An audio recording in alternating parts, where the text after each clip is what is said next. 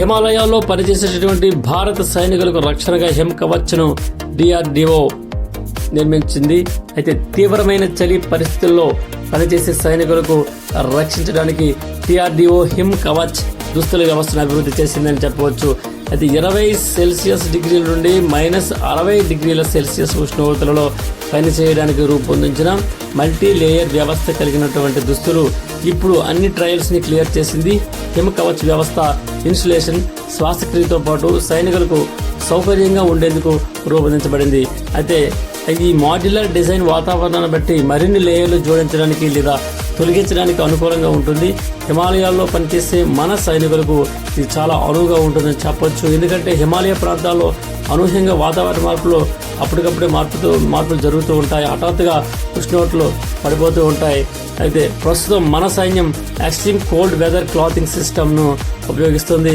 దీనిని కూడా DRDO defence institute of physiology and allied sciences అభివృద్ధి చేసినటువంటి 3 దుస్తుల్లో ఒకటి.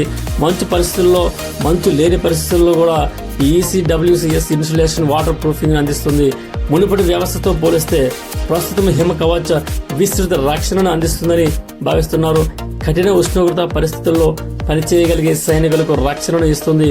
భారత సైనికులకు ఇతర సరిహద్దులతో పోలిస్తే హిమాలయ సరిహద్దులు చాలా కీలకం. అటు పాకిస్తాన్, ఇటు చైనాతో సరిహద్దు కలిగి ఉంది. ఈ ప్రాంతాల్లో పనిచేసే సైనికులకు ఇది చాలా ఉపయోగకరంగా ఉండబోతుంది. కొత్త దుస్తుల వ్యవస్థ త్వరలో ప్రారంభమయ్యే అవకాశం ఉంది. చాలా సంతోషదాయకమైన వీడియో మీకు నచ్చినట్లయితే సబ్స్క్రైబ్ చేయండి, లైక్ చేసి కామెంట్ కూడా చేయండి. మీ దగ్గర వాళ్ళందరికీ కూడా షేర్ చేయండి. మీరిచ్చే సపోర్ట్ తో మేము మరిన్ని మంచి వీడియోస్ మీ ముందు తీసుకురాగలమని మేము తెలియజేస్తూ ఉన్నాం. ధన్యవాదాలు.